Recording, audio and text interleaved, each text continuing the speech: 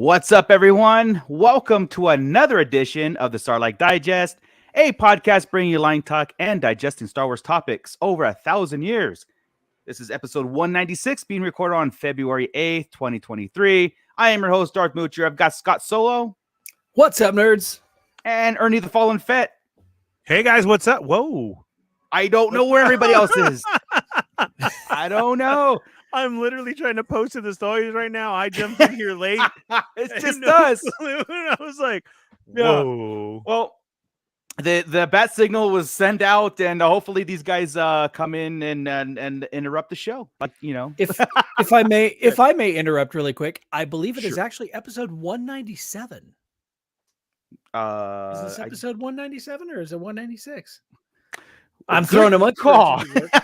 Look it up, and as we continue, and yeah, I you might be right. You might be right, but the lack of Sarlacc was very disturbing. So, yeah, right? So, you know, before we get started, of course, we've had Bad Batch 2 episodes that drop today, and we'll be talking about that.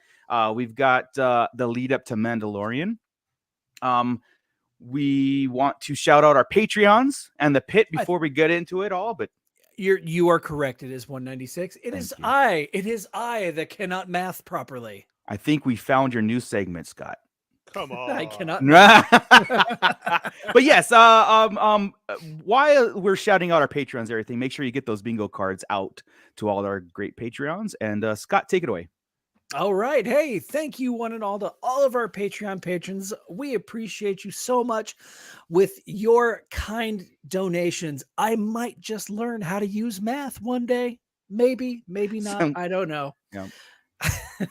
So if you are so inclined, please log on to patreon.com/Sarlacc Digest Podcast and donate a couple of bucks, just like these fine folks right here. We've got Matt Logic, Eric Grubb, Nicholas Schaefer, Ryan and the Star Joes, Cliff, Don and Brady of the Escape Pod podcast on the Red 5 Network, Flavy Davy, formerly of the Nerds with Attitude podcast, Don the Dad Dorn, Mervine, Gavin Connor of the All Cure Holy Hour podcast, Brandon and Anya Epler, AJ from the Forbidden Panel, and Little Fanboy Mike.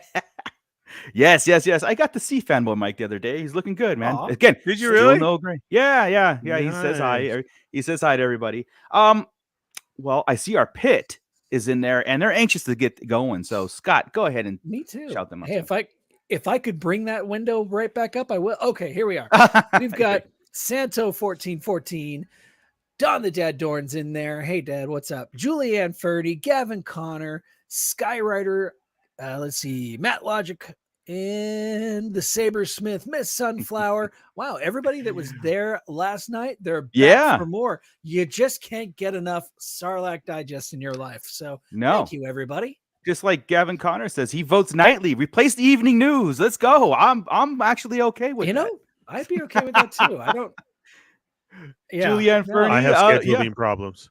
Yeah, we might have a scheduling problem. Yeah. But waiting for you guys all day. So thank you very much for that. That we appreciate that.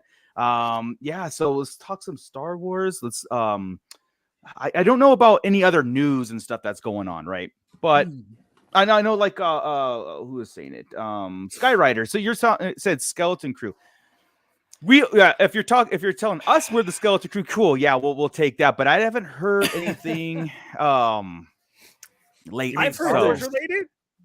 Yeah, Star Wars. Yeah, Bob Iger today said that Toy Story 5 is coming out.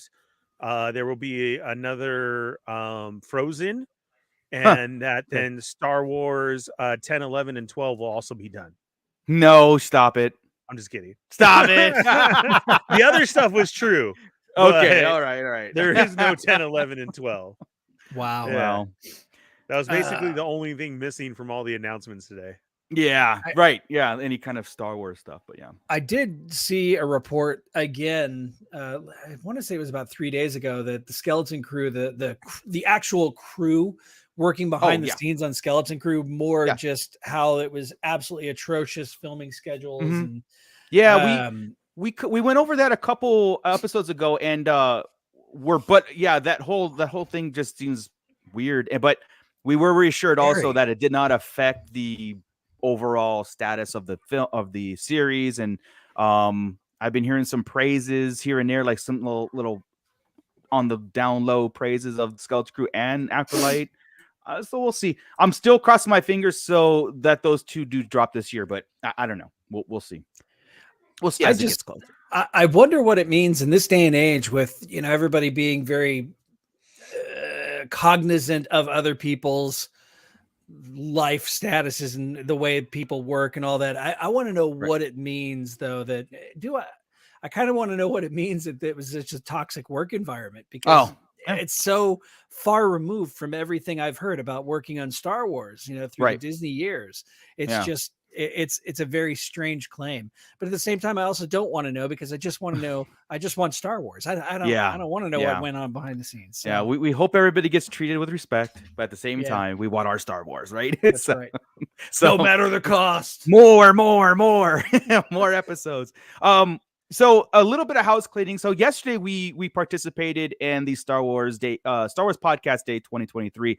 So that is on the replay crew. If you guys are willing to check that out, we did a cool talk about how we this podcast is a thing and how we got together and where we're going in the future. So that's on there. Plus, we also did last week a Beyond the Pit, where we do Star Wars and there's everything else. We actually started, we talked about the DC slate, and the DC movies were announced and what that means of the DCU moving forward too. So if you're inclined to check that out, it's in our library of YouTube videos too. So feel free, just like Ernie says, feel free to go back into the library and just, put us up in the background. And let us know in the comments and everything what you guys think about those subjects, especially DC. Pay attention, because DC is better than Marvel.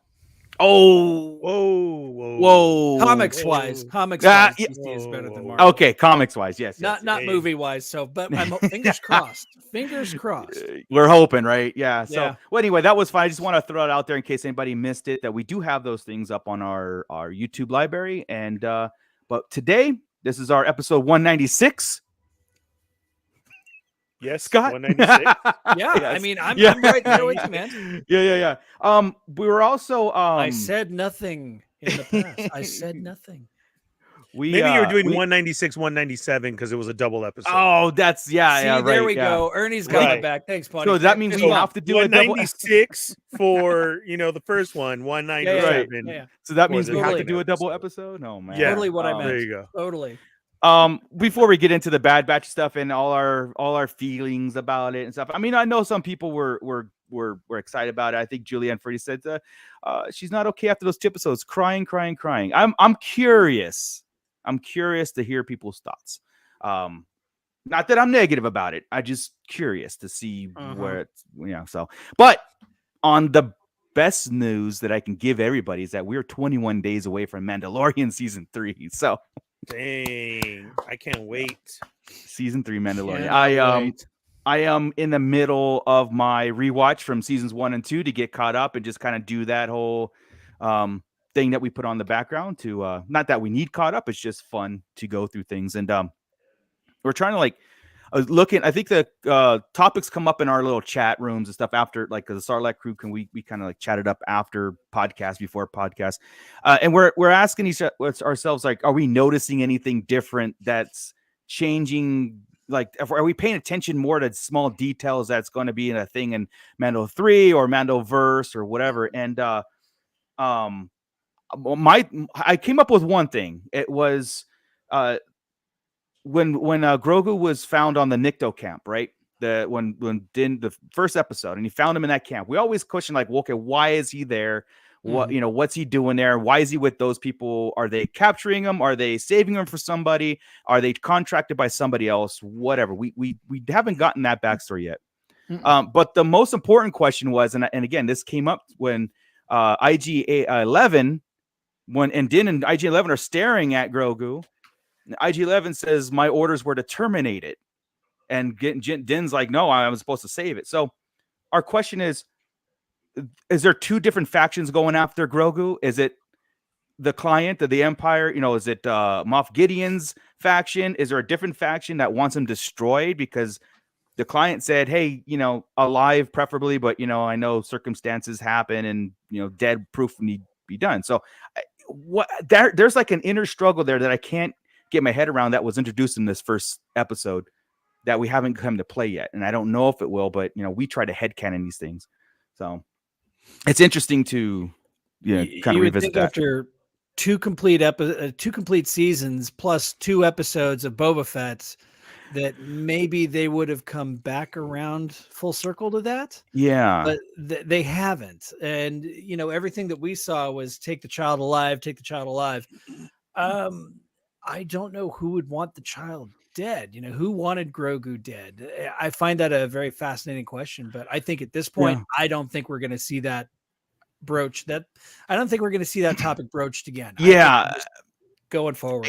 And I agree with you. It's just that something that rewatching it, it's kind of like there's questions there to still like it's funny because it's like, why would IG-11 have that order, like that specific order? When you find it, my orders are to kill it, not because of different circumstances or you got into a firefight. I mean, but yeah, I mean, like we said, you had made the point also as well as there was so many people before him as well too that failed. And then how everybody had the tracking fob on them as well too.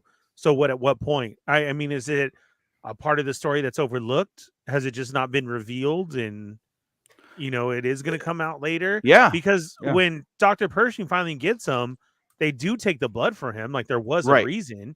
So they weren't trying to kill him or anything.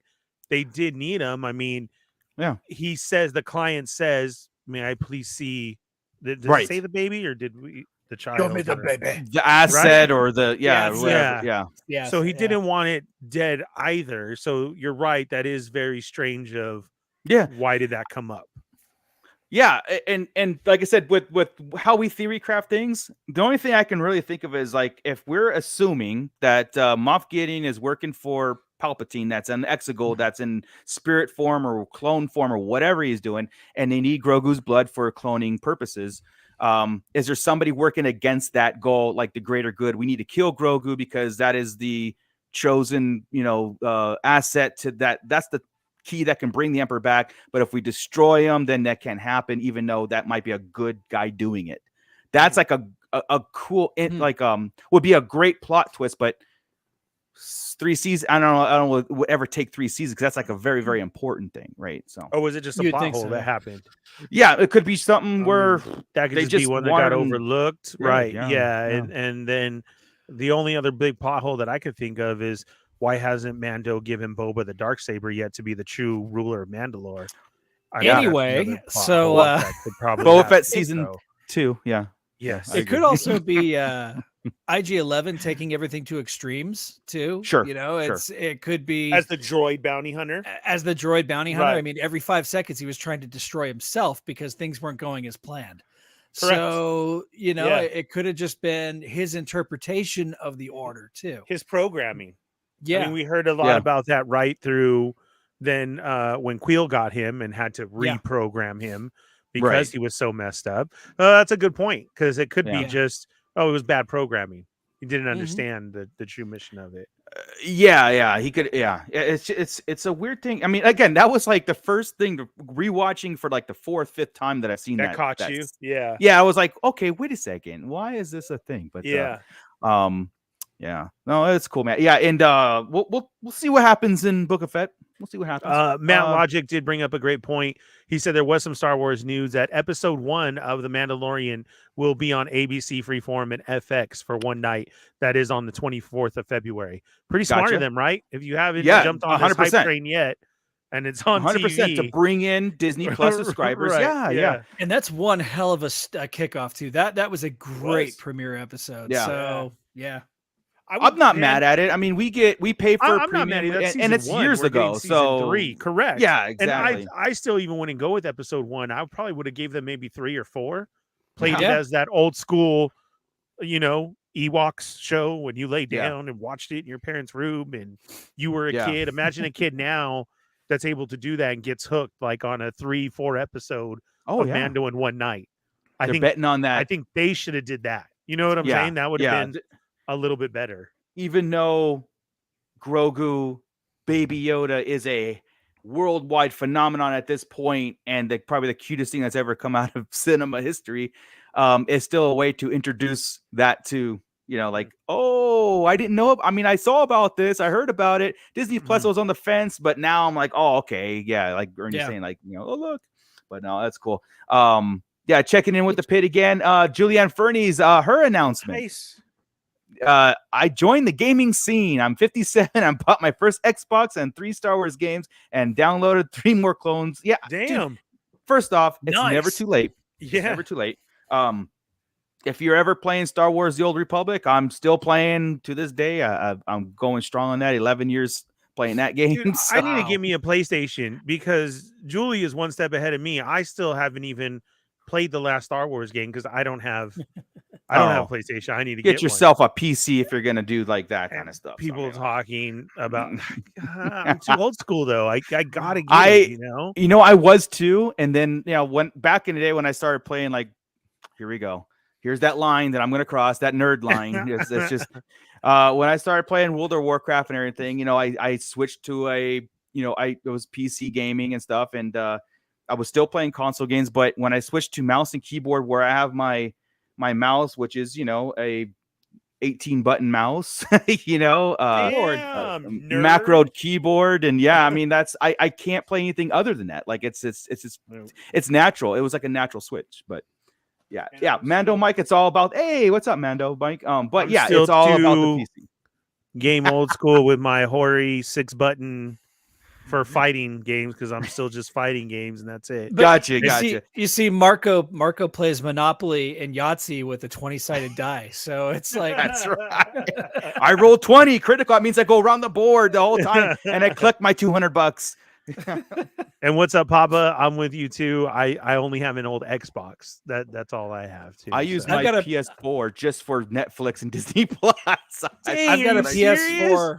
I've got a PS4 I have not turned on in 3 years. And before that, it was about 4 years before that too. Yeah, see, I need one of those.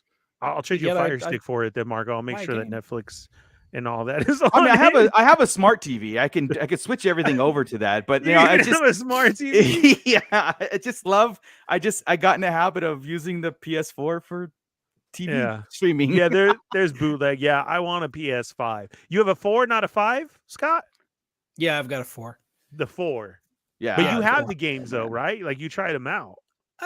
It's got Squadron, right? I've got the game. Yeah, I opened up. You know what? I did try what was the first Battlefront? Star Wars? No.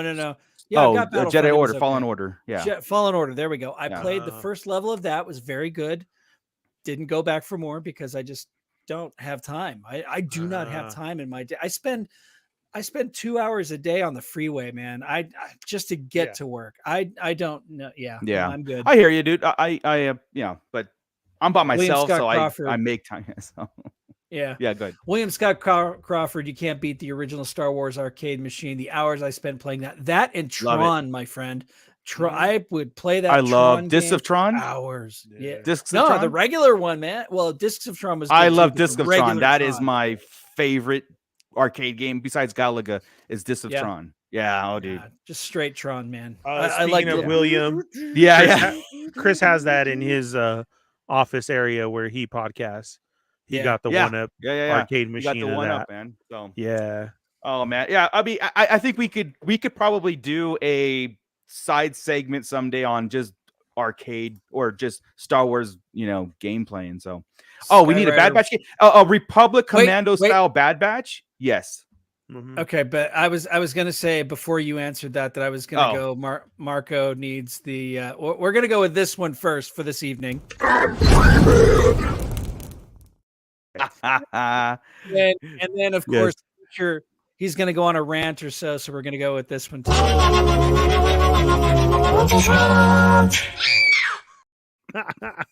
There you go. We need a Republic Commando style Bad Batch game yesterday. That and if it played along with the seasons 1 and 2, perfect. Oh my god. Like why isn't that a thing? This is what makes me kind of upset that EA even had the license for so many years. They blocked it and they only put out like 4 games in 10 years. Now that license is coming up where it's over with and everybody's producing games, and it's worrying me because the older we're getting, and now these cool games are coming out. And I just, oh, you can only play Bad as Batch Omega. game. You can only play as Omega. No joke. Let's do it and use her force powers. That's all. Yeah, you and let's do it. No. Yeah, no. Yeah. Waiting for it. So you know what? Let's just go into. We have 2 episodes to get into, right? So yeah. Let me find it. Ooh, I think it's I've safe been to Mr. do Video Guy lately. this one. Yeah. No, I don't want to cover your name, Scott. We'll do that one right there. So, yeah. So let's get into Bad Batch talk. That was a great segue of trying to think about a Bad Batch game. I think that would actually enhance the series for myself. You know, you just go on missions for Sid, and and pay off that popcorn debt. Yeah. So, all right, guys. So we got 2 episodes, and one was Clone Conspiracy, and one was Truth and Consequences. And the first one was a clone-driven Senate kind of politics involved. Yeah, no Bad Batch in this one. Straight up. And episode. Yeah, and then the second one, of course, we had the Bad Batch involvement in a conspiracy. So I like that. That was kind of cool because a lot of times when they, like Clone Wars did this a lot, when they had like little side missions or episode arcs, it was like a 3-episode arc without Obi-Wan, Anakin, and right. It was like Gregor episode was perfect, right? It was R2-D2 and the droids on the planet for like 3 episodes or whatever it was. Yeah, or KT or something. So yeah, and I was kind of like, okay, we're gonna get 2 episodes of this clone conspiracy thing. And my initial thoughts after watching it was like, it didn't tell me anything I didn't know, right? I thought Operation War Mantle was already approved by Tarkin, because Rampart brought it up, and Rampart was doing this. So we need conscripts. I thought it was already a thing. Because they're already training on that planet, right? There was a whole training academy where they were teaching the stormtrooper. Actually, Gregor was the one training the stormtroopers. Yeah. So was this a way of getting the Senate involved? Like they were already. It's like the Emperor does these things, right? I'm already doing this. That's how I see it. It was all the Emperor. It was all part of his plan. As we got, episode 1, 2, and 3, that was all planned out. And I think even more so to show that. Yeah. So has this been? Sure. I mean, because as I will make them like I will. Correct. I am the Senate. Yeah. So correct. And now it's on them. Haha, it's your fault.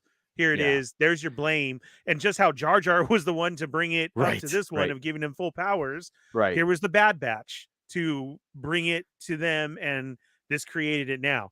I loved it because I like to hear it in that way.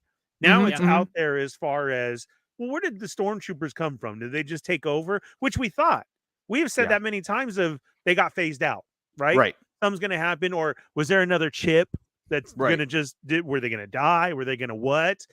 I loved it for the fact that this showed how Imperial stormtroopers started. That was great. And number 2, again, is I like when they get into this other side of war where that was like the whole clone bar and everything. We opened up on that.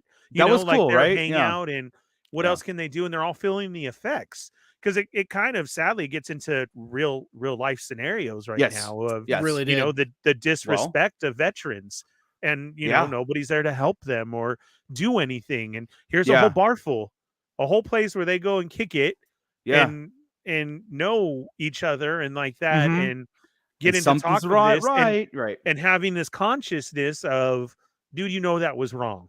Right. And his thing of, we were following orders, which then plays back into Palpatine's speech. Exactly. Like, amazing, right? Like, it was, dude. It was a really cool arc. Yeah. No, it was great. Was because of this. And I absolutely loved the callback to Camino. The callback to Topoka City, the orbital bombardment, and how that came back to play. Like, that was a storm, and how they were like, how is this city that's been around for thousands and thousands of years just be taken out by one storm?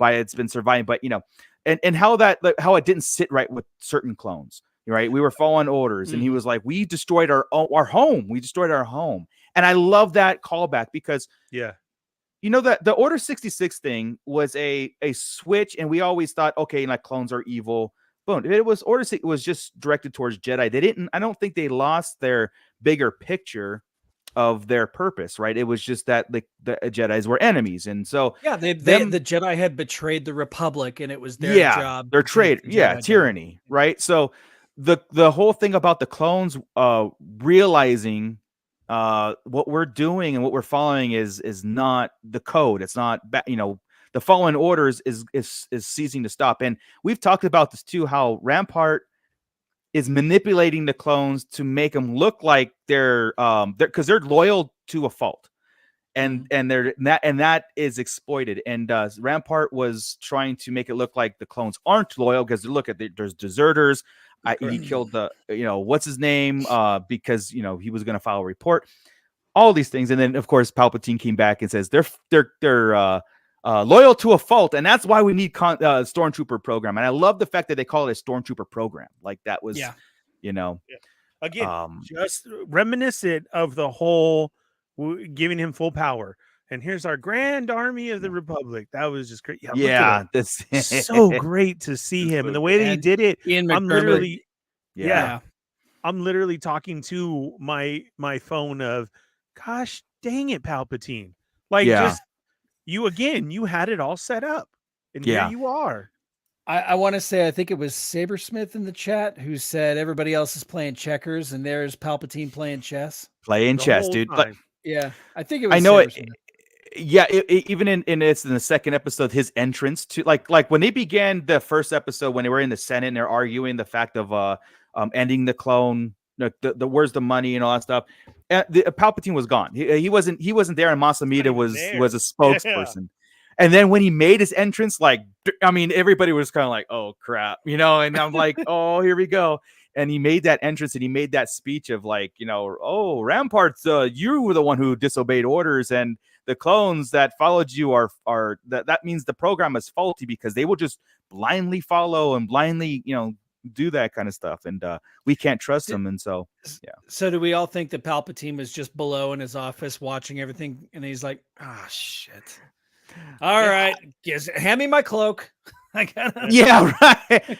Masamita, here we go again. I mean, I'm actually glad that we got Masamita in this one. I think he was cool because I liked him. It's so funny, in the Aftermath books, because and that's why the novels are so cool sometimes, is that in the Aftermath, he was the scapegoat at the end of Return of the Jedi after the Death Star blew up and the Emperor was supposedly gone. Masamita was the scapegoat, and he was on the run. He was a coward and he was doing all these things. But after the Order 66, he's the one in the comics, in the Vader comics, he was burning lightsabers and doing this grand speech about how the Jedi are just traitors and tyrannical, and he burned Yoda's saber, and it was just kind of like a different, he's, as long as the surroundings are strong, he's strong. So I like the fact that he was in it, and we got a lot of him in it. I like the way they used him too, because he was not to be messed with. He's talking to Rampart, threatening Rampart, you better get it done or we're going to take care of you. And I liked seeing that, because everything we've seen of Masamita before, he was kind of, Palpatine's toady. We never really saw him in charge of a moment. And here he is walking the halls, making threats. And, it was just cool seeing. Yeah. Okay, so this is what I have in my head too, and Julianne Fernie is the same thing. If these talk about the clones, she's talking about the clones. If they're loyal to a fault, why get rid of them? It's because clones can talk, and some will tell what they're made to follow orders. My whole thing is there is a workaround. If you can program them to follow, if I was doing more clones and stuff, I would okay, you're following my orders, and so my orders are above and beyond everybody's. Stormtroopers don't have that, right? The conscripts wouldn't have that. So why? But so I guess why not continue the clone program? Was it money, and was it not enough time and not enough clones? Exactly, because it was a revolving door of money. They had to keep buying clones that were set to age quicker than, they're fully grown in 10 years. So you have to keep this revolving door of clones being produced and that costs a lot of money. And Yeah. Once they ran out of money, they had to start, hiring. Also, I feel the aging thing. Employment's high in the Empire. Yeah. I think the aging thing plays a part of it, because as we can see from this episode, even though that chip happened and what they were saying, we were just following orders, a lot of them do start free thinking. Did we really do the right thing to the Jedis? Are we doing the right thing now? Why are they doing this to us? We destroyed our home. They made us destroy our home. And so I think that's a problem that Palpatine could see from the beginning, that they were going to get to this point. There's so many of them that we have, and if they all start this, that can really backfire. So but he also look at them out. Real life clone troopers cost more than hot toys. just barely. Think about the psychological use of conscripts versus clones in a galactic army, a galactic protection of the thing. If the clones are part of this thing, you would have, I think, if it continued, you would have revolts, because say your brother or sister or whatever goes and becomes a stormtrooper conscript. Now, as a family, you're supporting your troops, right? Support your troops, right? And so I think that you would be personally vested in a galactic empire if your loved ones are part of it.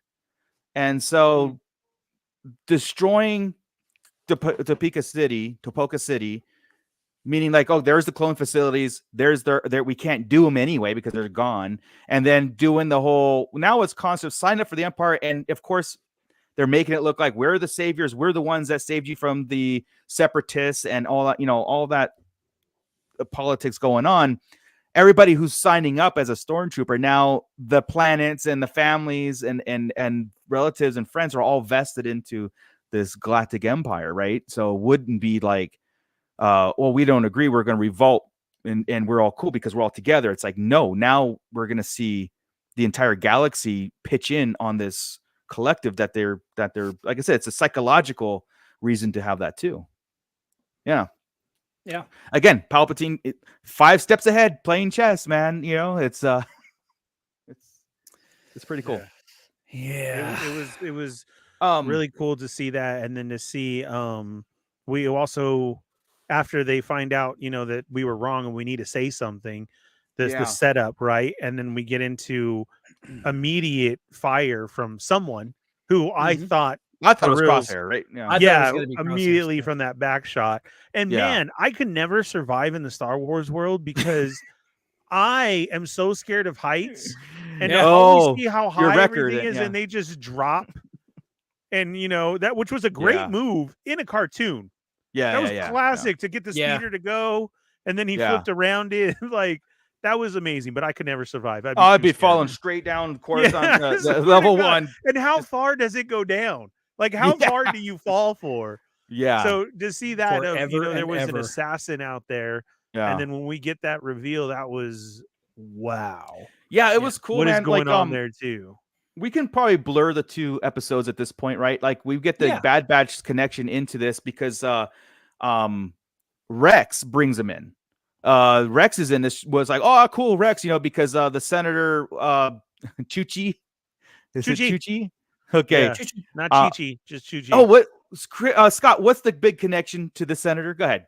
We talked about the Zillo Beast episode a while back, how it should play a role back, but she was the senator in that particular episode arc of the Clone Wars. The Zillo Beast arc, the Zillo Beast arc, where still no Zillo Beast. I'm like, like I said, it's not necessarily the connection we wanted, but it's cool to have a throwback, and because we were just talking about the Zillo Beast, how that should be a thing, and having that 6 degrees from separation from the Zillo Beast coming to play now was kind of fun, right? But so now we got Bail Organa, Chuchi, and the one from Rogue One, what's her name? The one of the I'll rebels. Look it up she was there trying to tell her no at one time, and I guess you can kind of see from this one her frustration of putting it out there.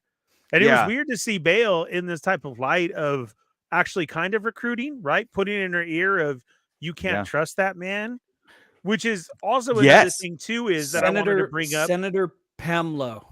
Pam Lowe. Okay. Okay. Thank Senator you. Pamela. Thank you. You're welcome. Another thing I've seen from the Senate side of it is she still had to be really convinced that that happened, even though they were telling her, Yes. right, about Yes. him. Like, oh, you're going to accuse him of that? Like the same one Yeah. you're fighting to try and get these rights, and Right. somebody tells you that's a bad man. Right. Are you sure, clone? That still, It's I the- think, goes into the how they were treated.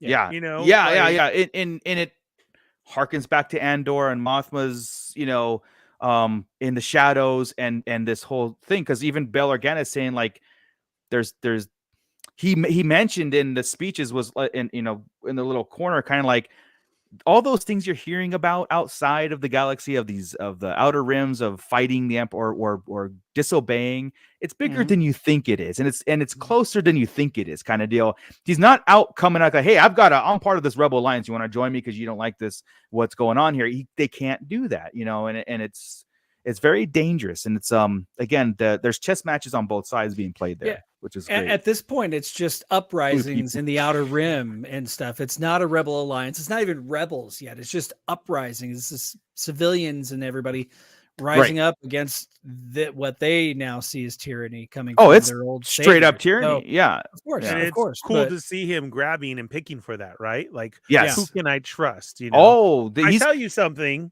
Yeah, he's paying attention to Senate. Who's got the right idea about what votes or what they see as the bigger picture? Like those two immediately pissed me off.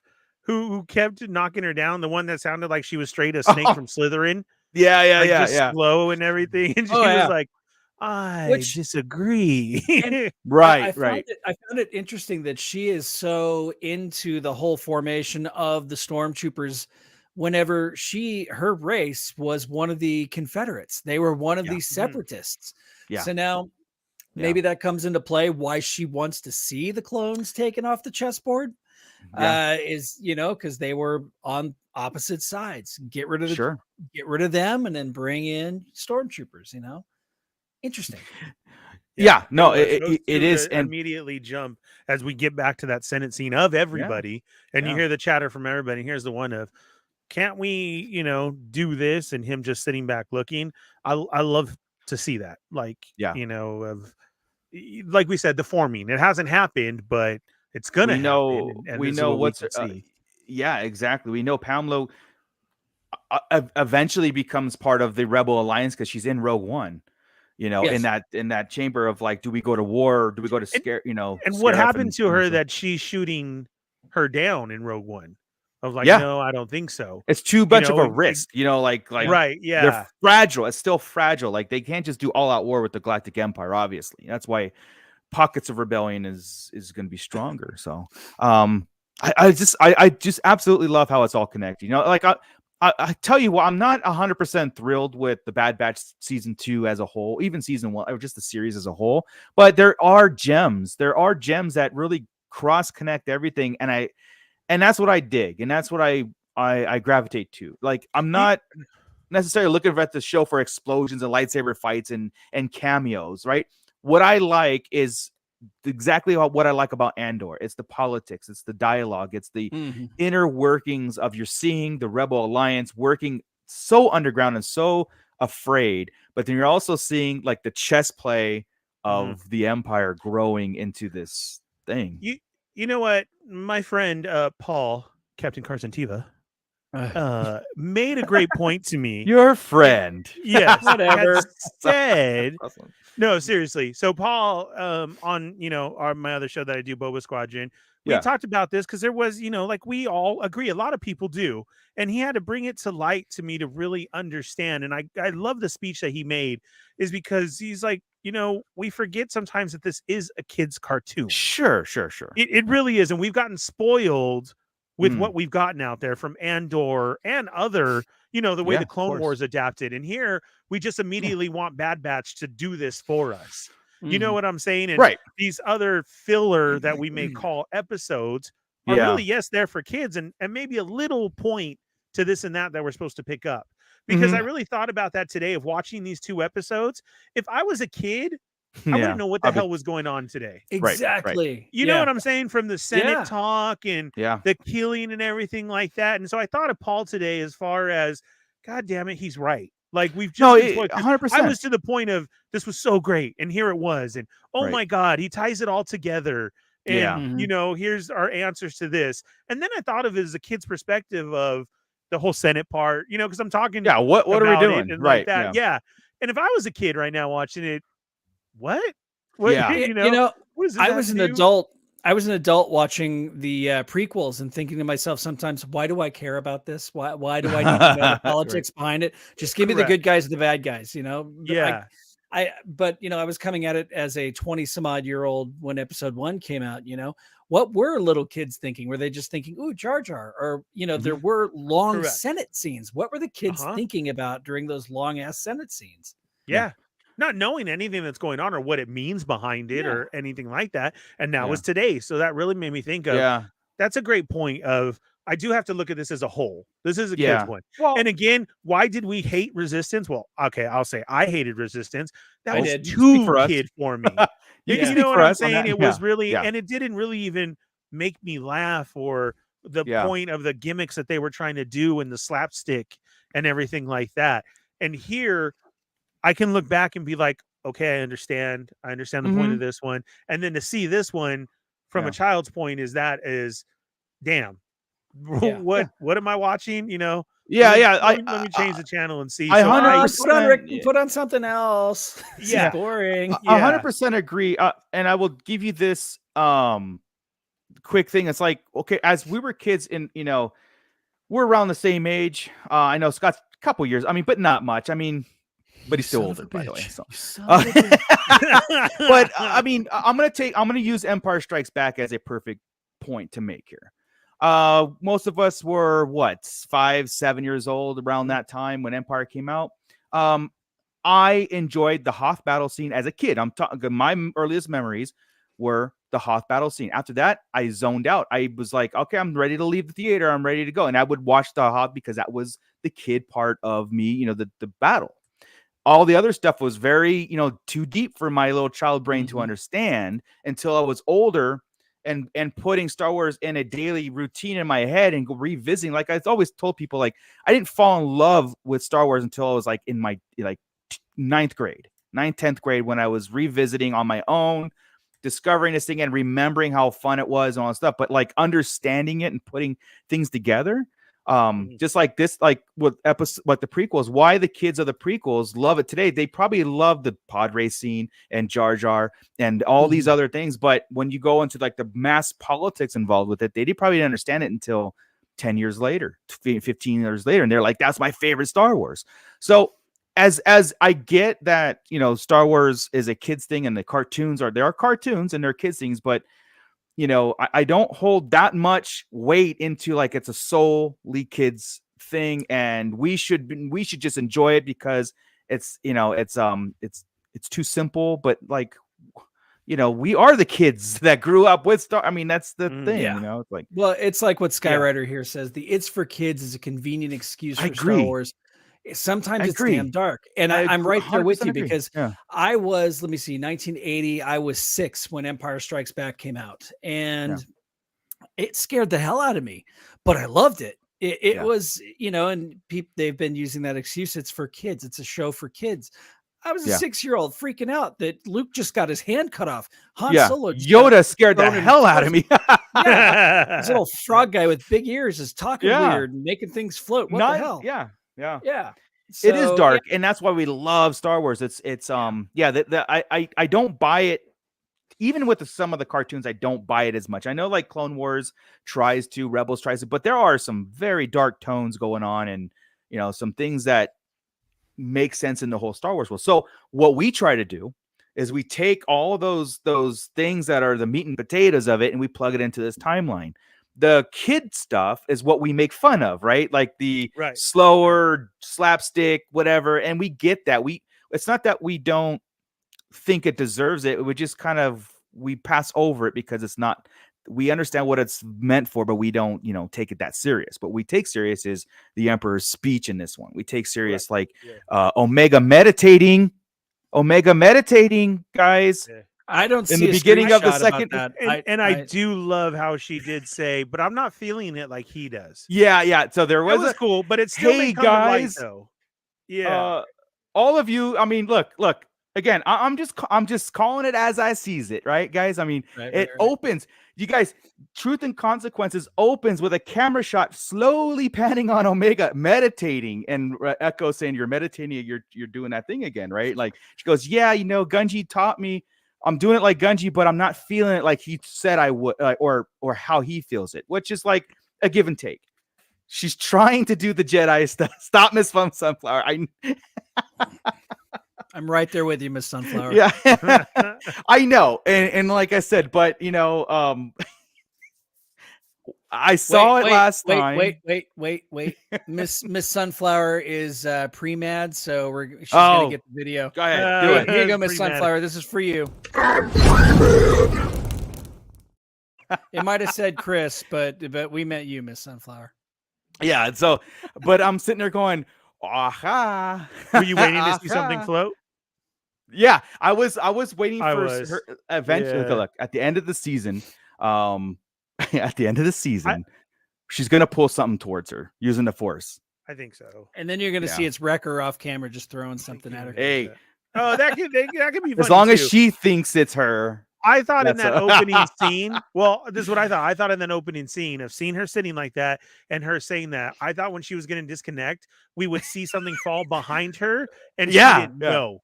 But she didn't know. Do you get what I'm saying? Like, right. Like it's there. Meditating. Yeah, correct. She wasn't trying, but we'll see. Yeah, Matt Lodge, I feel that's what the writers way see it. Yeah, I think this is where it's going, Matt. Like, okay, Matt, I 100% agree with you. I think it's where it's like Omega is a very curious being, and she's doesn't understand what the Force is. She doesn't come from that world, and until she met Gunji, right? And Gunji's got this thing, and then she's just trying to mimic it. But I mean, hey, Bootleg Joe, stop him. Hey, before we jump to the other episode, this is the one where Slip then, so we get her realizing that she does believe him. She wants to help him. They go chasing after him. They find him, but everybody's after him, right? We get the appearance of this dude in a mask showing up, talking to him, and he's like, kill her and him. Yeah. And we find out Slip has called somebody to help. Did you guys figure it was Rex right away? I did. Yes. Yes. Yeah. I didn't until I was watching it kind of like, same as usual. So when it showed up, I was like, okay. It's like some of these scenes or some of these plot points they're not shocking. It's almost like I thought we knew this already. I thought we did this already. I know this was the extended version of the getting it to like a Senate vote and making the world feel comfortable with the Stormtrooper program, even though it's already been in play. Correct. I get that. But yeah, so Rex wasn't a shock to me, but it was a shock to me that they actually used the Bad Batch in this one. So I have two questions though. Yeah. Is there something very distinct about Rex that everybody tells him and immediately says, blonde hair. Captain Rex? Yeah. Is that all it is? I think so. He's the only one with blonde hair. Like when we see the bar and we see everybody, a specific handsome look to his face. Where you think so? Yeah, because it's immediately, no matter what episode from Clone Wars to everything, everybody's always all Rex, Captain Rex. Yeah, he wasn't even wearing his armor. He wasn't even in his armor. He was. I'm saying he just took it off, and she's like, Captain Rex. I can only think about he's the only one he's the only clone with blonde hair, right? I don't know. I don't know. I think so. I don't know. That's my second thing is, he does, right? So, yeah. My second thing is, yes, calling it that sometimes dark is, what was up with the blaster shots? Were those supposed to be in the heart, but because it's a cartoon show, they were all in the shoulder, and we're supposed to just flesh wounds? Yeah. Well, because everybody died from that shoulder hit. Right. I think it is supposed to be like the heart. It's like maybe it's hitting an artery or something. I don't know, because the other guard was hit on the other side, and he didn't die. Yeah, Papa. Rex smells like cinnamon. Is that what it is? No wonder I love Rex so much. Like the old TIE fighter pilot in the 80s, the old TIE fighter pilot action figure, he smelled like blueberries because he was made in the same factory as Strawberry Shortcake dolls. So yes, Rex smells like cinnamon. There you go. I think so. They're like, Rex is around here, right? I'll take smell it. something. Yeah. Listen, Yeah. do you smell something? And that was You it. smell That was the something? removing of the hood. She got the whiff, just like walking Yeah, down. Yeah. yeah. Yeah. Rex. And she, Yeah. So funny. Rex? Is that But you? Yeah. but no, it's so let's talk about Rampart and Palpatine. Like that Well, whole thing. Rampart. Go ahead. Wait. I have something very important to say, and that is in Uh-oh. regards to our heroes, the Bad Batch, who just happened to be confirmed xenophobes in this episode. They are back to stunning people. They are back to Yeah. stunning humans as they shoot Trandoshans. What's up with that? Why are you cool with killing Trandoshans They and still other set the alien beings, stun. Yeah. but you're still just stunning? You know, Filoni humans? has it in his head that Wow. it's brother versus brother, but Yeah, it's it is. one-sided, you know, and yeah, is. I mean, Hey, and real I quick, get it. there was a little Easter egg that we had said. I think it was this show where we had said some things are showing up. The Emperor, was he going to? Yes, he did. We had said Rex, was he going to? Yes, he did. Oh, And then the I think somebody bingo also card. said The bingo card is going to be gone over in a little bit. the sisters. That was the garage that he was at. Yeah. Right, and that's what yes, without yes. saying it, but we Right. all knew, right? Like you all knew that, right? It's just that was their garage. I immediately just went to that's the sisters' garage from the Clone Wars Yeah, season 7. so did I. Because I mean, they're they not almost completely basically used useless. that, They have a hideout. Right. right? And they they're gone doing something. And guess That how was Rex cool knew too. about it? Ahsoka, because Ahsoka's Correct. with him. I feel like they did the whole Disney. You know how Disney in the old days reused the same film cells, but Right. just change it like Oh, Jungle right, Book yeah. and whatchamacallit. Because that Yeah. drop in was almost immediately matched to the same as like they just took Ahsoka out Right. of the flying down to the city. You know what I mean? And Yeah. they reused the same one, and I'm like, oh, that's a sister's garage. Right. Julianne Fernie, Captain Rex brings the tingles. Get with the program. Old ladies unite for Rex. Everybody knows Rex, huh, Julie? It's the hair. It's the blonde Yeah. hair. Yeah. Chicks dig the hair. You're only Okay. clone with blonde hair. That was it for the first episode. Now let's move on to floating rocks with Omega. Omega. And you know what? Another thing, did Chi-Chi's voice also sound like Omega a little bit? Yes, because everybody in the Star Wars universe is from New Zealand. Yes. Yeah, right. Right? Yeah. But she wasn't like that in the other episodes. I don't remember. Yeah. Probably. It was Probably. a Yeah, bit yeah. sweet. Probably. But it I'll kind of double got check. me It how might have it been the was same actress. almost matching Omega, and that threw me back a little bit. I was like, dude, if you're using the same lady, you got to tweak it a little bit. Come on, you're a voice Yeah. actor. It was too similar. I mean, yeah. But Blue Yeah. Mega. Okay, Blue and about Mega. Omega showing up in this episode, but you're I thought right. we were hiding her. Why all of a sudden are we throwing her out there? When she's Oh, like, oh, right. I'm a clone too, and I'm Yeah. And They right? mentioned She's it- coming face to face with Rampart. Well, didn't they come face to face in season 1? Yes, they did. Him and thought so, that's Tarkin what I'm saying, with and they're after. Nala Se or one of the Yep. yeah. But also, I mean, okay, so when the Bad Batch was contacted by Rex, say, hey, we're come to Coruscant. They're like the heart of the Empire. No thanks. We're already like numero uno on Pizza the Hut's hit list. You know, so but they had some explanation around it. It's like just don't worry, we have a secret base that I'm doing, whatever, right? So, but yeah, Omega's in the Senate, you know, walking around, and but it's almost like hiding in plain sight. And also, I don't think anybody would make a fuss about it unless they. She was saying, yeah, she I did say, know. She's like, how? Because my home was Camino. I'm a clone. What? Right. Oh, okay. Right. And then Yeah. when the senator, not Tanwi, the other one, I'm a clone too. And I was, and she gives her the look. I'm like, aren't you supposed to be hiding that fact like big time? Because I really thought everybody was after you, I just found that weird in this episode. Yeah. He didn't recognize her. She got a new hairstyle. It's all about the hair in this episode. Maybe we're wrong, Sabersmith. Yeah, maybe Rampart never saw. Maybe he didn't. It was okay. Target scene of maybe. Oh, we're about to lose Mooch. Oh, we are losing Mooch, aren't we? Yeah, I'm glitching, there he is. so we're good. I'm glitching, so. Just Yeah, so you Tell guys your know, neighbors to stop streaming.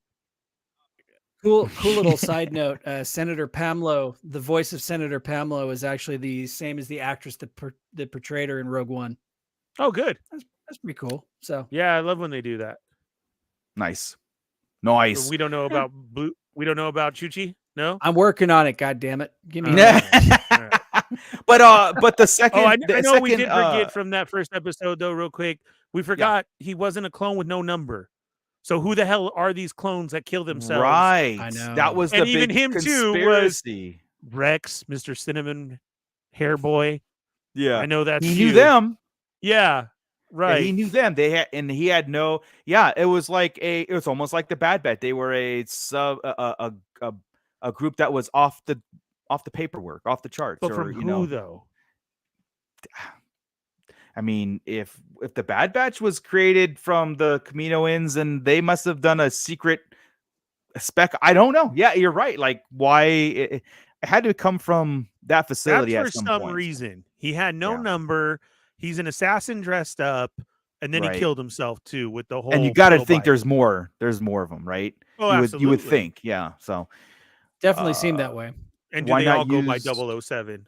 Right. I mean, why not use Crosshair at this point? But yeah, I mean, Crosshair's got it. Did seem odd, didn't it? You would think that Crosshair has no qualms about shooting anybody. No, he's in it to win it at this point. He's full on Empire. Strange. So introduce him to this group, because I think like they're all the same. Yeah. How 99 is different aspects. I think maybe they finally got it just to be all the same. Sure. He didn't mind killing himself at all. Dispensable. Yes, it was the same actress that played Chuchi in Chi-Chi in the Clone Wars. Chi-Chi. Yes. Chi-Chi is the same as Omega. Chuchi. Oh no, yes. So it's not the same as Omega. Not Omega. No. Not the same. That sounded but the same as the so Clone Wars. close. Very close. Yeah. Yeah. Palpatine's got weird. Black Ops clones. That's what I'm thinking. Again, it's all goes back to one person. And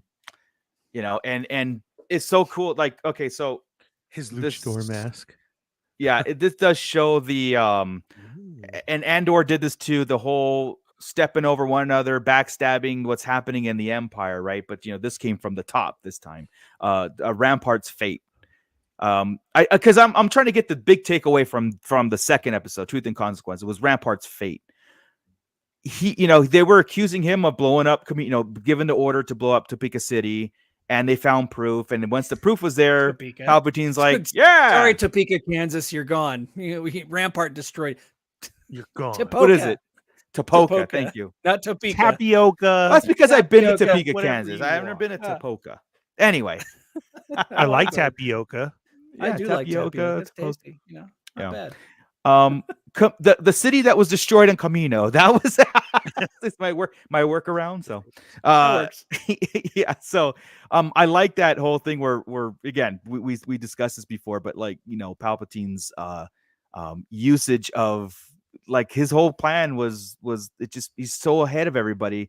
So he's like, yeah, he went rogue basically and destroyed the city. So now we can't use clones. So now we're forced to do the Stormtrooper program. Right, because they were just following orders. Right. The clones were just following orders. But even if they wanted to, they couldn't. Do this. Right. If the clones could do this following orders, they could do anything.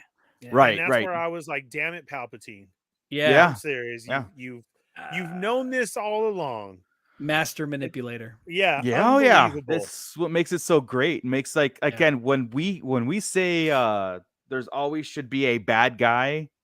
Yeah. he is 100% bad, evil. That's it. There is no redeeming qualities of him. No wonder yet somehow he returns. But somehow evil never dies. Right. I mean, Halloween. That was insane. That whole scene was just so great. It was like I keep replaying in my head. It was. We get Palpatine to come up, and I love the cartoon drawing of Palpatine. Yeah. I think he's. I do the shading, the everything. When you can see the little reveal of the eyes. Right. Yeah. Look at it like that one. And usually it's not. Usually you just see the bottom. Yeah. It's so good. And the fact that they use Ian McDermott to voice him. I mean, there is nobody. They did a pretty good job in the Clone Wars of getting near the right voice, but there's just no substituting the actual Emperor. Yeah, you knew. You knew it wasn't. Oh yeah, it was close, but you knew it wasn't, and you immediately you immediately hear him just start to talk from immediate one, and you're enthralled. Yep. You're right there. You're right there, sitting with everybody else, just listening to him. Like, oh, Yeah. you're right. We do. And did you see that nobody protested? Like even the cartoons, like even in that when he speaks, everybody listens. Nobody protested on what he was saying. They all went with it. He's a Sith. Only coming up in all black. Only Organa. Only Bail I know. knows. Only Organa. Yeah, I know. It's amazing. Like, oh my God, Rick Jones. Yes. If they did a line, that's why I was so disappointed of the figures that they got from the Clone Wars. It was just the same Mace Windu and just put Clone Wars title on it and put armor on him. I want the stylized line. If they had the style. Come on, dude. And then I want the original ones, like we had in 3 3/4 from the original Clone Wars. Those had great figures. Yeah. I would love to see that style in Black Series as well too. Well, just 6-inch form. I can't believe we don't get that, because you're right. That was robbery of getting those. It's disgraceful. You threw the head on it. Yeah. Like, come on. Yeah. Miss Sunflower says Palpatine has a backup plans for his backup plans. Yes. And again, the novels, why they're so important. Read the Aftermath series. The contingency plan is exactly what he set forth, and why the sequels, why you have the First Order, where he's this assassin clone too that nobody knows about, right? And also play into his own cloning thing, and him staying alive and coming back. Obviously, he's done this on his own as well too. If nobody knows who this clone assassin is at all, totally reprogrammed, totally no number, you can't tell. So. Yeah, Skyrider. Speaking of voices, Organa's voice. Well, yeah, I didn't. It wasn't Jimmy Smits. I didn't. No, it was Phil Lamar. Phil Lamar played, who is usually at Jon times Stewart. It seemed a little bit too strong.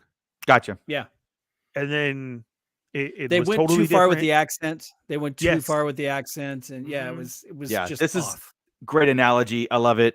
Saber Smith. I liked how he rises from the bottom of the Senate chambers, straight from the depths of hell. Yeah, and yes, for real. When it's like, again, everybody just stopped what they're doing, and now he's making his presence known, and that's what's like, because the beginning of the first episode was like, he's not even here. He doesn't even bother being here. Like, he doesn't really. And and he's it's a sympathetic. Oh yes, I'm here for you, everybody, and this can't happen in our thing. This is why we need all this stuff, and rhetoric, and everybody believes it, and I just think that's why it works. It just it's great. No, Michael, but tonight I will rewatch it, and I will do that. You're absolutely right.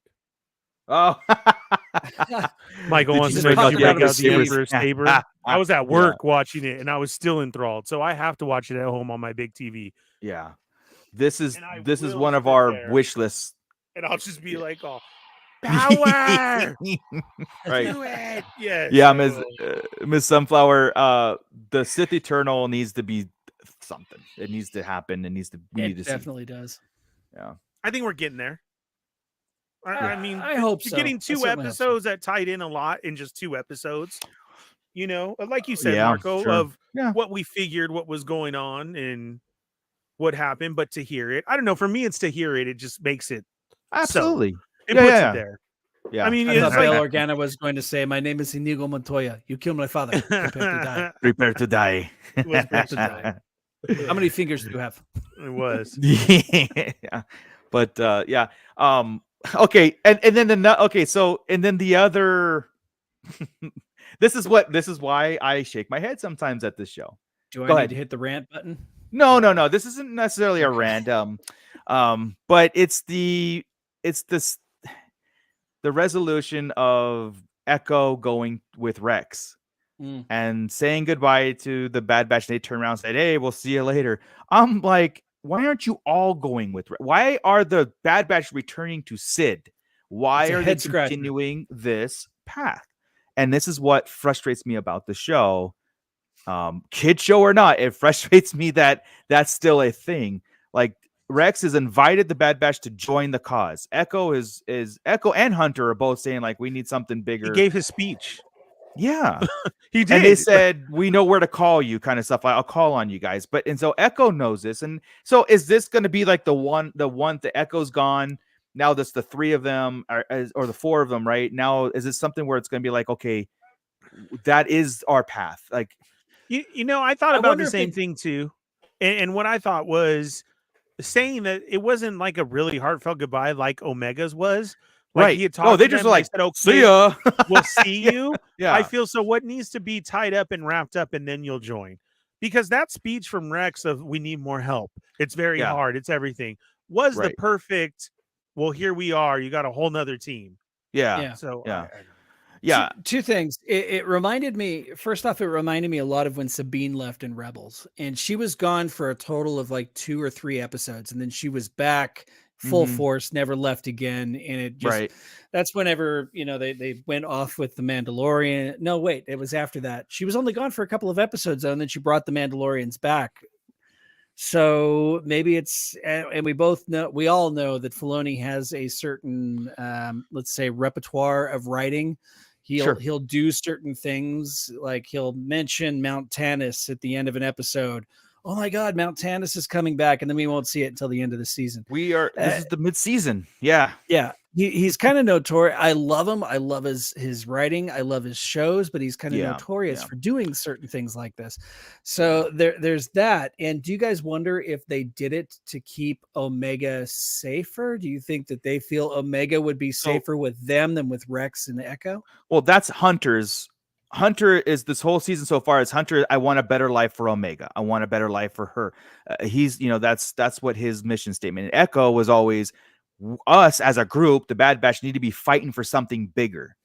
Yeah. And I get the split, but at the same time, they're going back to Sid. And I think like they should be I think that they're clones. There is no safe haven for them, or they're wanted clones. There's no safe haven. So let's go to a group that's going to protect us, and let's join a cause that like echoing that sentiment. Echoing it, right? So maybe Omega plays in that whole thing about like it's dangerous on Rex's side, but I got frustrated.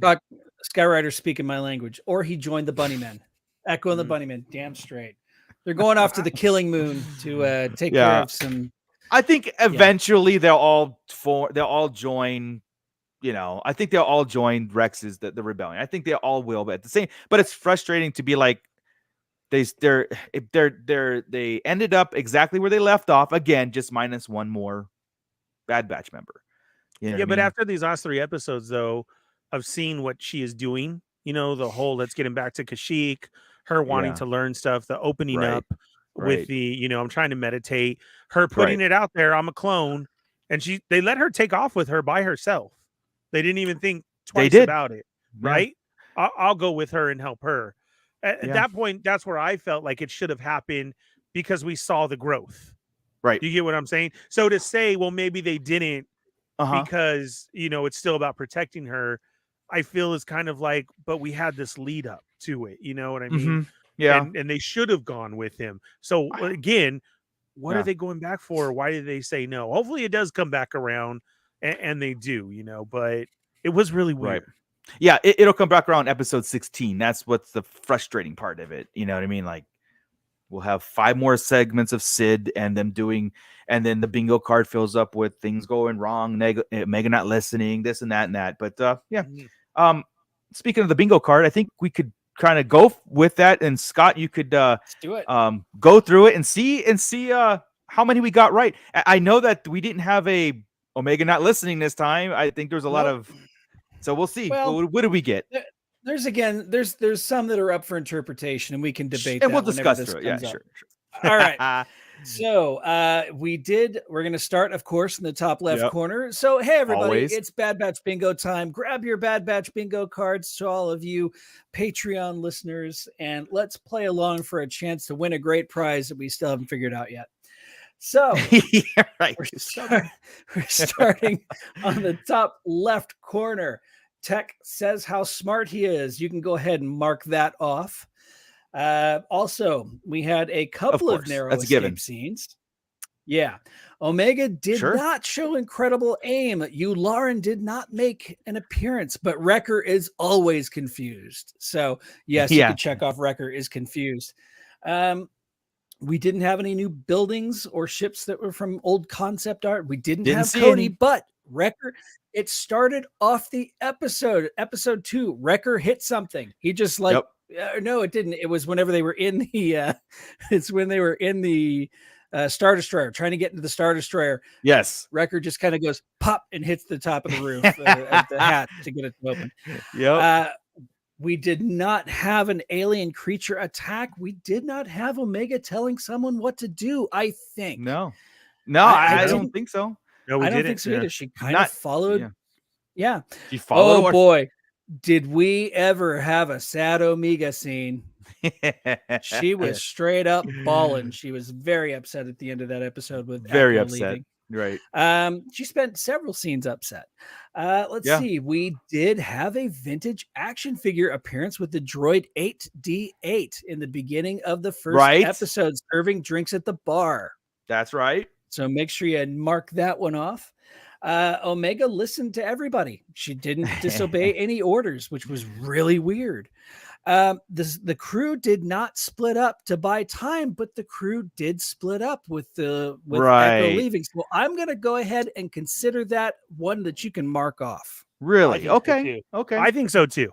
Yeah. Majority rules. The team split up. Oh boy, did we ever have Rampart. And this might actually be the last time we have Rampart, unless it's his execution scene. They did not mention that they are in debt for the first time ever. They did not. And dear God, their guns are still set on stun. Check. Now, we did have a mention of Tarkin, but we didn't see Tarkin. So are we going to go ahead and say that is not a valid square? I would say no. I would say we have to see it. It should be an on-screen, just like you, Lauren. On-screen and Cody. Yeah. Okay. Hunter smiles when he should be upset. Nope, he did anything this episode. The whole time. Yeah, yeah, I don't think he did anything. Omega did not outsmart anyone that I'm aware of. Did you guys see her outsmart anybody? She didn't outsmart, but she was trying to convince being sympathetic. I don't think that's outsmarting, right? Like she was like, I'm a clone and I need representation. Okay. She did able to bring it to Bale right away. You know, she ran in so much. Somebody handed her something and she ran in and handed it to him. She didn't solve a puzzle to get out of a narrow escape. All right. No, like that. Yeah, so. I don't think so. Or maybe she's hiding her Force abilities and outsmarting everybody. I don't know, guys. We did have an appearance of Rex, so we can go ahead and mark Rex off on there as I cleverly avoid what he just said.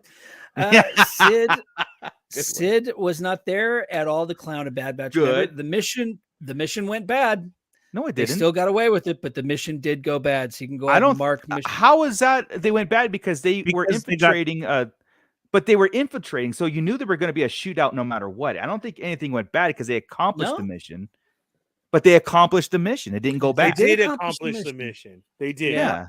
They didn't come back empty-handed. I'm just saying. Okay. So we were not going to mark off the mission goes bad. I was going to give it to y'all, but please take note that Marco and the Fallen Fett said no. Yeah. I will take the blame. So no. I will be the Rampart and be the scapegoat. The mission went so well. They meant to take that escape pod. It was totally planned out that way. I mean, so yes, Tech was. Well, they made it out. They didn't get caught. They did make it out. Crosshairs didn't make an appearance, but his evil twin brother, Assassin 219, did. And down at the bottom corner, boy, did Palpatine ever make an appearance! Wow, what an appearance Palpatine made! So. Yeah. That's the only appearance we're going to get, guys. Don't expect Palpatine again this whole season. Yeah, I wouldn't expect that. I also wouldn't expect maybe Rampart one more time as he's getting. I think so. Yeah, you might have a Rampart Cody thing. Maybe Cody stays Rampart. Remember how he dismissed Cody? He was like, Cody is gone. Maybe Cody stays, but I don't know why he would save him. But I'm just saying. Do you think they go Agent Callus with him and try to save him? Rampart? Do you think there's? Jeez, I mean, they could definitely use him. They could use his knowledge, but I don't know. Well, since Rampart now he's betrayed by his own empire and everything that he's done, he could probably get coerced. He's down. It's an Agent Callus all over again. He's done too much, though. He has. I don't think it'd be face and stuff. Yeah, I mean, it wouldn't be what I'm saying? It wouldn't be a joining. It would be Callus had some redeeming qualities about him. Yes. I mean, he was a bad dude, but at the end, he regretted what he had done and moved on. I don't think the only thing Rampart cares about is himself. I don't think he would Yeah. Yeah. Ooh, Matt Logic said he got a bingo. What? We All have our right. first bingo. For The real? first one that we know of. Yeah, absolutely. First one that we know of. That was a lot of them on there. Oh, that was the wrong one. Sorry. There's your clap. Oh, it's okay. There's your clap. I didn't mean to laugh at you, Matt. Sorry. Well, he might have actually. And just let you know. There you go. We have a winner. Yay. Chana, go Chana. Welcome aboard. Go, Chana. Julia, for how has I no love one that realized you said Palp's that. a straight up dickhead yet? So frustrating. So but that's the thing. His presence is so Like we said, they're feared and sympathetic, like feared, but how can you argue his points? Like when he comes out and says, right, like if you were against the whole stormtrooper thing and he comes out and says what he said, and you're like, yeah, I can't argue it. They had proof right there that Rampart did it and the clones and everything, and he twisted it immediately. Yeah, you it was couldn't like argue it. Perfect, right? It was perfect the whole time. Rampart and just had to say, but you told me to do that. Yeah. And yeah, but he's too scared too. Yeah, not until we get to A New Hope where it was just a fleeting mention of, don't worry about the Senate. The Emperor is dissolved the Senate completely. That's when I think people start calling him out to the floor. He's like, you're gone. We're disbanding the Senate completely now. Fear will keep the local systems in line. Fear of this battle station. Who's the first one who's going to get electrocuted and fall from their Senate chair? Oh, E.T.'s an annoying fish lady. E.T., right, baby. Yeah. Yes.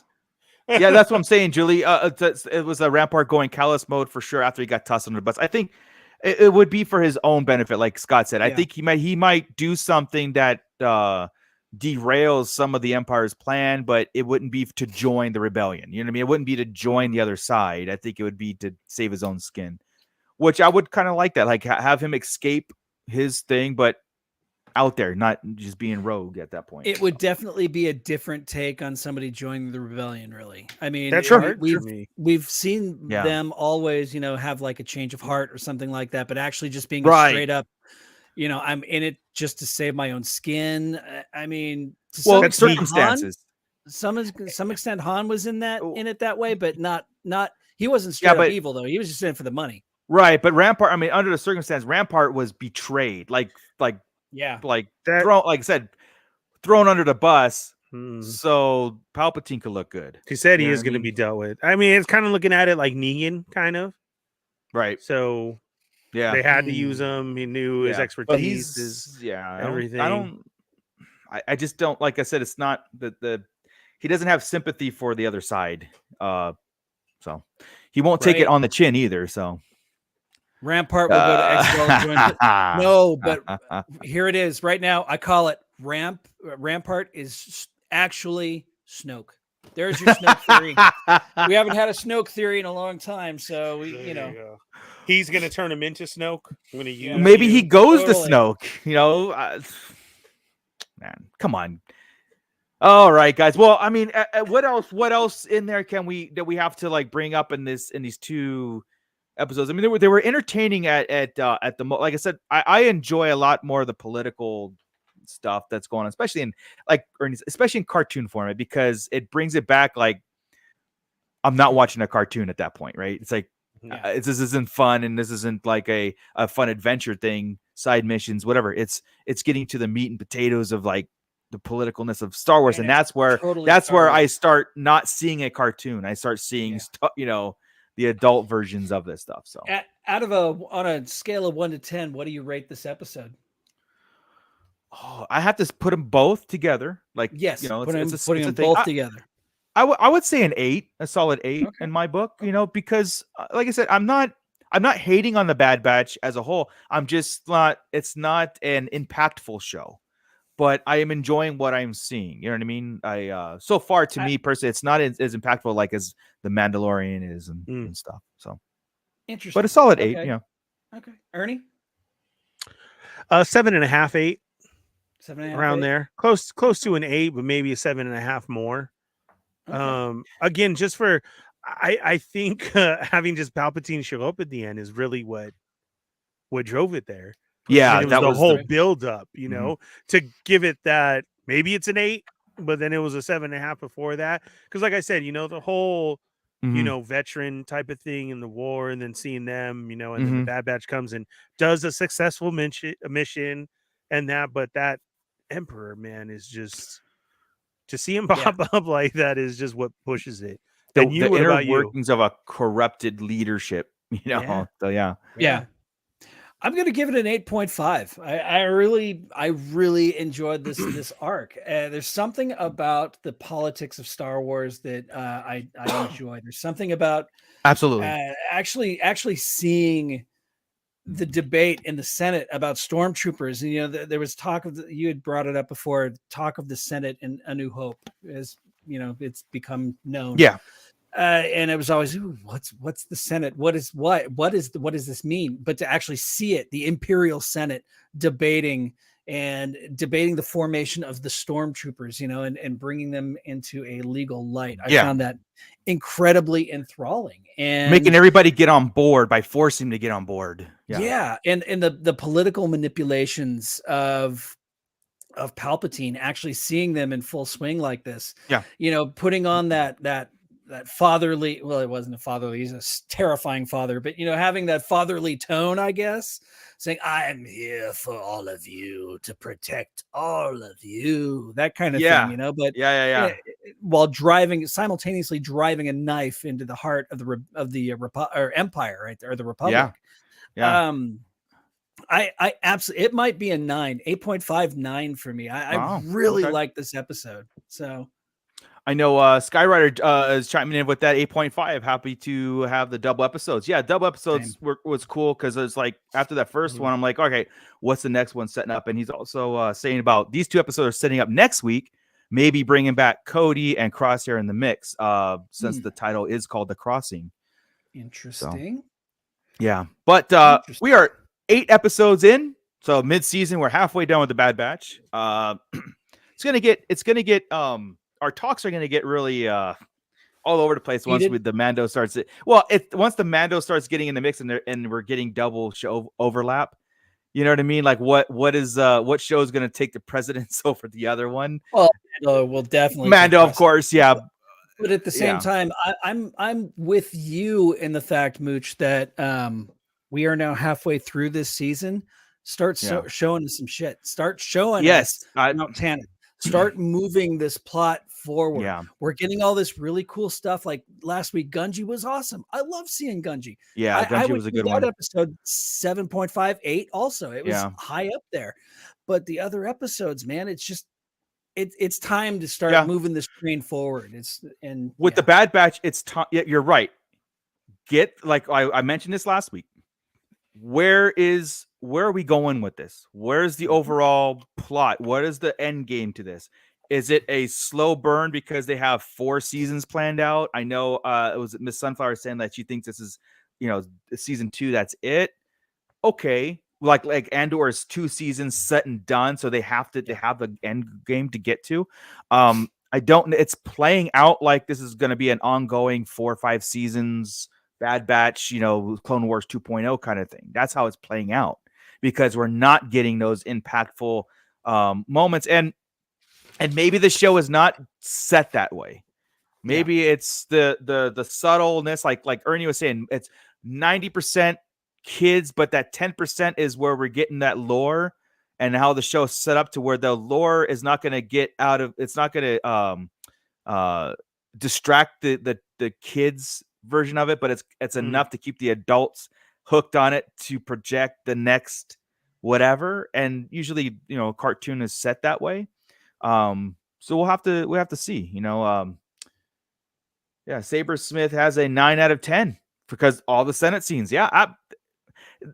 If that wasn't in this thing, and if it was just a chase kind of stuff, I would have given it like a 4. I'm done with that kind of stuff. But because of the political and because of the dialogue was so on point, even Rex's involvement, even Echo leaving the Bad Batch. But I just figured they all should have left. But we're not writing this stuff. We're just reporting it.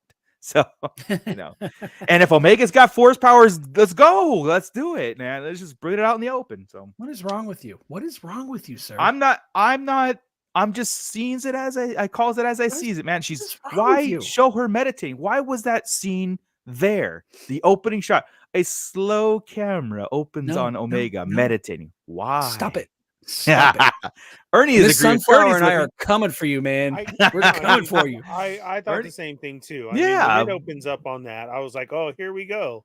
There's a plot that's starting. You got to keep it out there. You can't totally discredit it, even if they're just messing with us. Right. At this point, the touching of the tree, I feel something special. Meditating. We have to see. So do I, but it's usually just gas. Could she be going down a dark path after this one? I mean, we end with her crying and hugging, her little stuffed animal of, we got to remember she's still a kid, even though she is growing. And, is this going to lead her into some type of sadness? Because, her family's getting broke up. Crosshair. And then now Echo's gone. So what? More isolated. Yeah. Correct. If we're supposed to be doing good, why do people keep leaving? I got it. Here's what's going to happen. Hunter and Wrecker and Tech are going to be like, our goal is to join Rex, but we can't put Omega in the fray. So they're going to go back to Kashyyyk and be like, you're going to stay here now with that. Omega's going to take that as a sign of isolation. I want to be with you guys in the fray. And then she's going to exert some sort of force power that's going to bring her into the fold again. And okay, now we got to take you to Ahsoka because now you're a force user. They could have just easily injected midichlorians in her DNA when she was cloned, and that otherwise she would. They're awakening in her. I mean, come on, guys. Darth Omega. Yeah, exactly. Nice, Miss Sunflower. Michael, nice. She's too old. Gonna go Sith. Could happen. Oh God. Don't blame me. George Lucas set up the midichlorians, and I'm using his plot point in this whole thing. I wanted to give a special shout out to all of our subscribers, though. We have crossed the 1,700. So awesome to hear. It was just a few months ago whenever we hit 1,000, and man, we were borrowing and stealing to try and get that 1,000 mark. And it was just a couple months ago. And we're already at 1,700. We are well on our way to 2,000. And so cool, right? Thank you all for being subscribers. We really appreciate you.